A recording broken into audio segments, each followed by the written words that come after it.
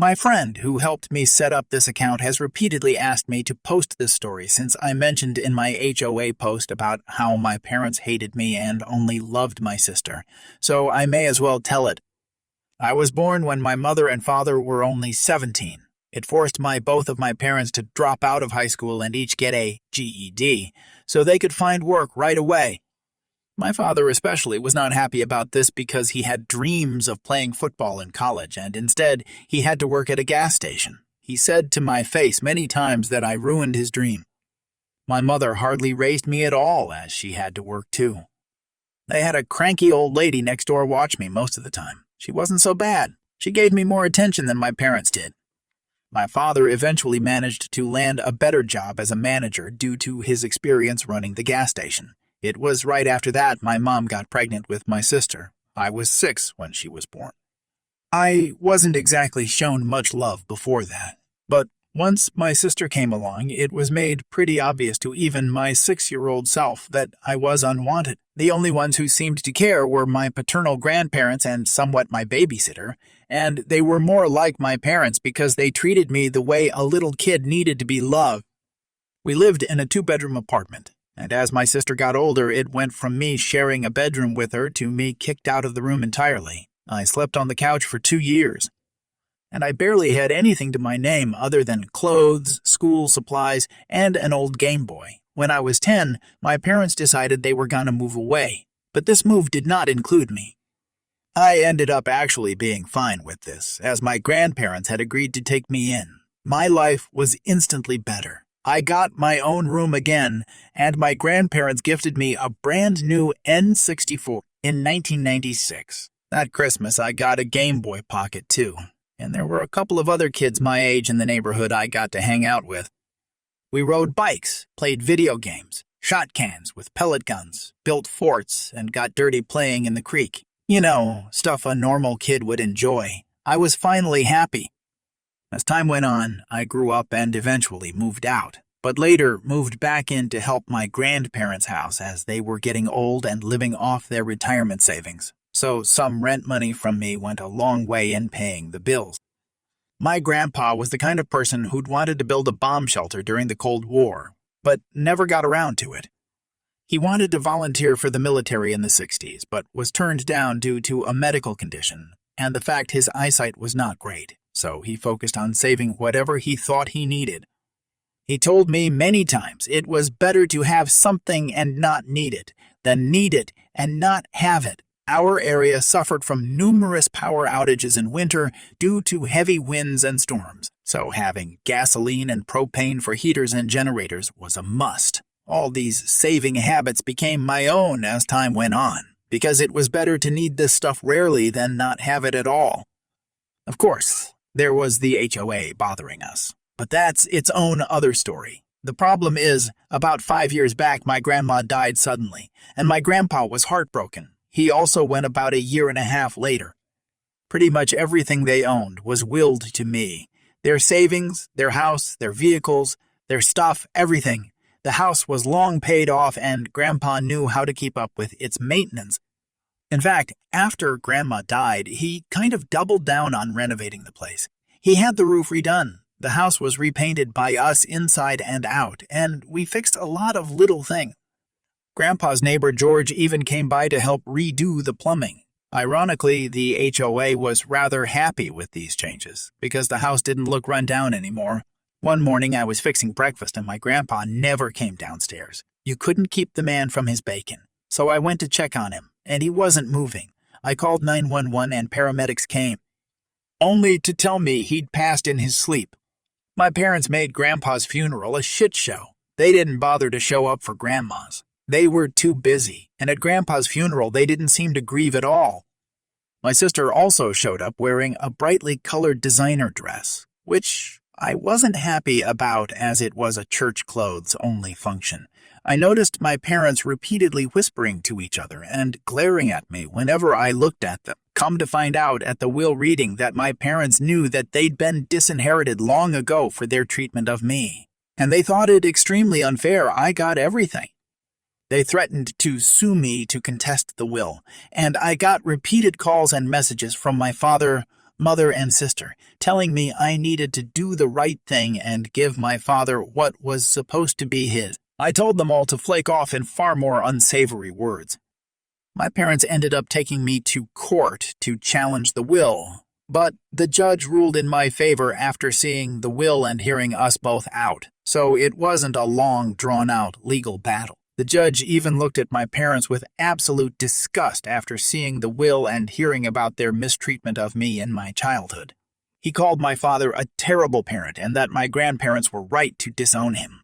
My father just hung his head in silence, but he made sure to stop me outside the courtroom and tell me I was always the biggest mistake of his life, and that if he could go back in time, he'd make sure I never existed. He should have been a football star, and instead he has to wear a name tag for a 9-to-5.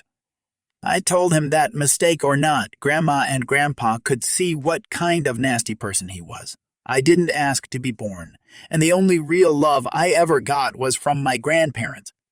And he was no father of mine anymore.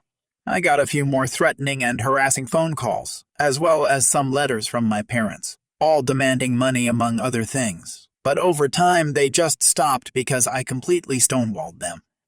Never responded to the emails or letters, and I stayed silent during the phone calls. A few times I just left the phone sitting on the counter with them, ranting till they realized I wasn't listening. Aside from not getting the house or money, my parents seemed particularly irked they could not even get a rise out of me, but I was prepared to go to war against them, and they knew it. So in the end, they just left me alone. From what I know, looking at Facebook, the past decade, my sister tried to get into modeling, got married, had 2 kids, got divorced, and is currently unhappily working a job she feels is beneath her. My mother currently works retail and is also vocal about her disdain of it. Like my father, she peaked in high school. She was a cheerleader back then and even had her old uniform framed on the wall. My father has pretty much had the same job for 25 years. He must be good at it if he's still doing it. As for me, well, I'm in my late 30s now, and I live pretty much debt-free in a nice neighborhood. I haven't really had a girlfriend since high school, and I've had little motivation to ever have another relationship. But loneliness gets to everyone, so maybe I'll try to find someone soon. Not many are in the financial position I'm in at my age. Single, paid-off house, 2 vehicles, and a decent amount in the bank. I guess I could aim to be a stepfather. That might be more my speed. This is my husband's story, but he doesn't read it, and I just lurk. So he has weekend planned with his boys, and we live on the West Coast, but most of them live on the East Coast. So he was his second leg and taking a flight from Baltimore to Cleveland, 1.5 hours, but had already been on first leg for 4.5 hours and had packed snacks and things to do. So he is playing his Nintendo DS and decides he is done and wants to just rest his eyes. So he closed it and puts it in his backpack when the drink cart comes by. The flight attendant advised me that the woman across the aisle would like to use my gaming device, and he said, "Whatever, I will take a Coke Zero." Then, the woman whom I shall refer to as Karen started demanding through the flight attendant that I give her precious Timmy, about 9 years old, my game.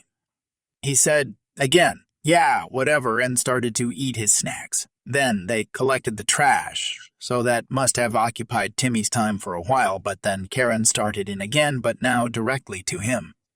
"Karen, are you playing your game?" Hubby, "Nope." "Karen, well, my Timmy would like to play your game." Hubby, "I already told you no." "Karen, well, you're not playing it." Hubby, "And neither are you." She then got red-faced and started reading her book. With this memory, he got petty revenge even though she will never know, so he is on his return flight from Cleveland to Denver, 3.5 hours. He was one of the first to board, and the flight attendant asked him if he minded sitting with an unaccompanied minor. His name was Colin, and he was about 12 years old. I said, "No problem." I used to send my daughter that way for visits. I can tell he is bored and asked him if he liked Pokemon. He said yes, so I gave him my Nintendo DS to play. Then I opened my backpack and offered him snacks. He was so happy. He ate trail mix, beef sticks, and Starbursts while playing his favorite game. And all my hubby could think about was that horrible Karen and her bored son on his last flight. Ha ha ha ha. So the flight attendant was so happy I was occupying his time. She gave me the entire Coke Zero can instead of the tiny cup that the other passengers get. The next time around, she offered a drink on them, and I discovered that I like mango vodka seltzer, and I had two. He was so excited to tell when he got home of dealing with a Karen in the wild and a much better experience on his next flight. All right, so this time I was on the play structure. The literal snarkiest kid I have ever dealt with showed up. She was in her early teens, easily. She told her little brother, I'm assuming, to go down when he definitely wasn't clear to go.